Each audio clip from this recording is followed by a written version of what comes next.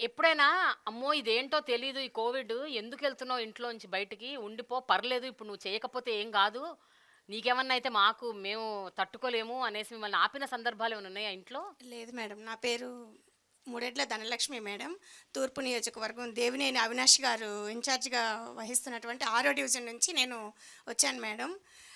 ఏ రోజు కూడా మా హస్బెండ్ నాకేమీ ఇది చెప్పలేదు మేడం. ఇంకా నాకు సపోర్ట్ చేస్తున్నారు మేడం. ఈరోజు హ్మ్. కూడా మా ఇద్దరు పిల్లలు ఇంట్లో ఉంటే మా హస్బెండే పిల్లలకంతా చూసుకుంటున్నారు. నాకు ఇంట్లో ఒక డిజేబుల్ పర్సన్ కూడా ఉంది మేడం. హ్మ్. తనకు 2 కళ్ళు కనిపించవు. మా ఆడపడుచు అవుతారు. అన్‌మ్యారీడు. ఇంట్లోనే ఉంది పేషెంటు. మనం ఏదైనా ఫుడ్ పెట్టిస్తేనే తను తీసుకొని తినగలదు. నేను ఈరోజు ఇలాగ ఉంది, ఇలా వెళ్ళాలి అంటే మా హస్బెండు డ్రాప్ అయిపోయి ఇంట్లోనే ఉన్నారు మేడం. చాలా సపోర్ట్ చేస్తున్నారు మేడం. అవసరమైతే అప్పుడప్పుడు మా హస్బెండ్ కూడా వస్తారు మేడం. అబ్బో! కొంచెం ఎక్కువ వర్క్ వచ్చినప్పుడు టైం చాలదు కదా! అంత హెల్ప్ స్లమ్ కదా చేస్తారా? మేడం. ఓకే. చదువురాని ముసలివాళ్ళు ఉన్నారు, పేదవాళ్ళు బాగా. వాళ్ళకి ఒకరోజు పని మానేసేసి వాళ్ళు ఇంట్లో దీనికోసం ఉన్నారనుకోండి, వాళ్ళకి పని పోద్ది. మళ్ళా పని వాళ్ళు పెట్టుకోరు అని చెప్పేసి వాళ్ళు ఇబ్బంది పడకూడదని చెప్పి అప్పుడప్పుడు మా ఫ్యామిలీ మెంబర్స్ కూడా ఈవెన్ హ్మ్. నేను వాష్‌రూమ్‌కెళ్ళినా గానీ, ఎవరైనా ఏదన్నా అడిగినా కానీ, ఫోన్ చేసినా కానీ బాగా రిసీవ్ చేసుకొని నాకు సపోర్ట్‌గా ఉంటున్నారు మేడం. నేను వాలంటీర్‌గా జాయిన్ అయినప్పుడు కరోనా టైంలోనే ఒక ఫ్యామిలీలో ఒక ఆవిడ ఇంటి పనులకెళ్ళేది. తనకి కోవిడ్ అటాక్ అయిందని తనకే తెలీదు మేడం.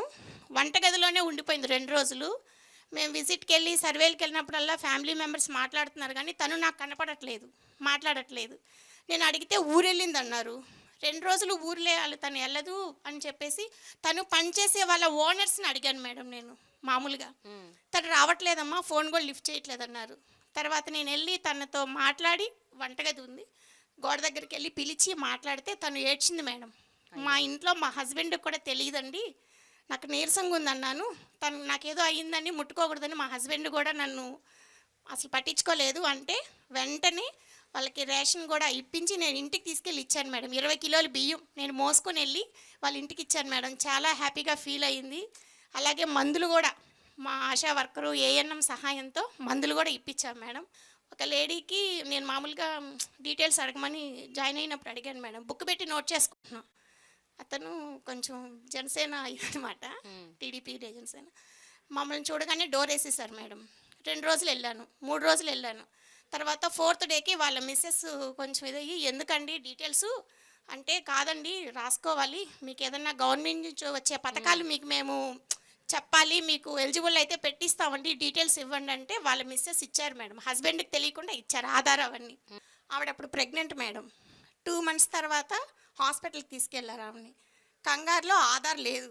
హాస్పిటల్‌లో ఆధార్ ఉంటేనే ఆపరేషన్‌కి యాహ్! ఇది చేస్తానన్నారు. ఫోన్‌లో చూసుకున్నారు. ఫోన్‌లో లేదు. ఏం చేయాలో అర్థం కాలేదు.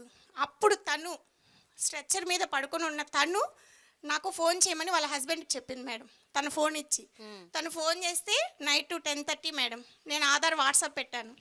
చాలా హ్యాపీగా ఫీల్ అయింది మేడం తను.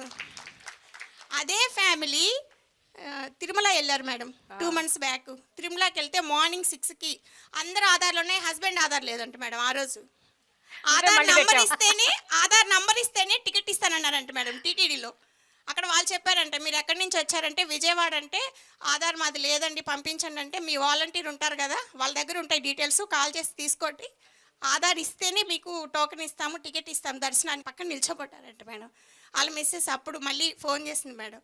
నేను ఆధార్ నంబర్ వెంటనే ఫస్ట్ రింగ్‌కే లిఫ్ట్ చేసి ఇచ్చాను మేడం. చాలా హ్యాపీగా ఫీల్ అయ్యి ప్రసాదాలు కూడా తీసుకొచ్చి నాకిచ్చింది మేడం. ఇంకోటి మేడం, ఒకళ్ళకి కంటి ఆపరేషన్ జరిగింది మేడం. వాళ్ళేంటంటే, 1 తారీఖు కన్నా ముందే గుంటూరు హాస్పిటల్‌లో ఇక్కడ శంకరి హాస్పిటల్‌లో అడ్మిట్ అవ్వాలి. వాళ్ళ దగ్గర కొంచెం మనీ తక్కువగా ఉంది. నాకు ఆ రోజు నైట్ ఫోన్ చేశారు మేడం. "ఇలా మార్నింగ్ వెళ్ళిపోతున్నామమ్మా. మాకు మరి పెన్షన్ ఎలాగా?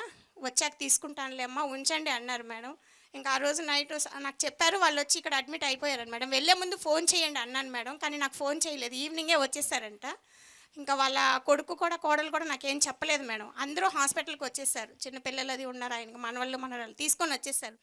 నేను అందరికీ పెన్షన్‌లు ఇచ్చాను. వాళ్ళ ఇంటికెళ్తే తాళం తాళం వేసింది మేడం. ఇంకా వెంటనే మా హస్బెండ్‌ని అడిగాను. ఇలాగ లాక్ చేసింది. ఇలా ఆపరేషన్ అన్నారు అంకుల్ గారు. మరి గుంటూరు శంకరి హాస్పిటల్ అంటున్నారు. మరి నాకు ఎలాగా అనంటే, మాది వ్యాన్ ఉంది మేడం. మా వారు డ్రైవరు. వ్యాన్ ఏసుకొని toll gate up and down మేమే పర్సనల్‌గా పే చేసుకొని హాస్పిటల్‌కెళ్ళి ఆ బాబాయ్ గారికి పెన్షన్ ఇవ్వాలని చెప్పంటే సెకండ్ ఫ్లోర్ అంటే వెళ్ళాను మేడం నేను. మా హస్బెండ్ బయట ఉన్నారు. నేను వెళ్ళాను. ఈవెన్ అప్పుడే డాక్టర్ గారు రౌండ్స్కి వస్తున్నారు. అక్కడ ఒకళ్ళు ఉన్నారు, అతనేమో ఆలోచిస్తున్నారు. ఈలోపు డాక్టర్ గారు వచ్చి ఎవరు అంటే, నేను చెప్పాను మేడం విష్ చేసి, నేను వాలంటీర్ని సార్ పలానా పేషెంట్కి పెన్షన్ ఇవ్వడానికి వచ్చానంటే, డాక్టర్ గారు అక్కడున్న వాచ్మెన్ని తిట్టి నన్ను దగ్గరుండి డాక్టర్ గారు తీసుకెళ్లారు మేడం లోపలికి, ఐసీయూలో అక్కడ తీసుకెళ్లారు మేడం. ఆపరేషన్ అయినా కానీ వాళ్ళ ఫ్యామిలీ మెంబర్స్ని కూడా ఒక్కరిని కూడా అక్కడికి రానివ్వలేదు మేడం. అలాంటిది నేను వెళ్ళి పెన్షన్ ఇచ్చి ధైర్యం చెప్పి మళ్ళీ నా సొంత డబ్బులకు 500 ఇచ్చి తీసుకోండి ఏదన్నా అని చెప్పి వచ్చాను మేడం. వాళ్ళ కొడుకు కోళ్ళు అయితే ఏడ్చేశారు మేడం.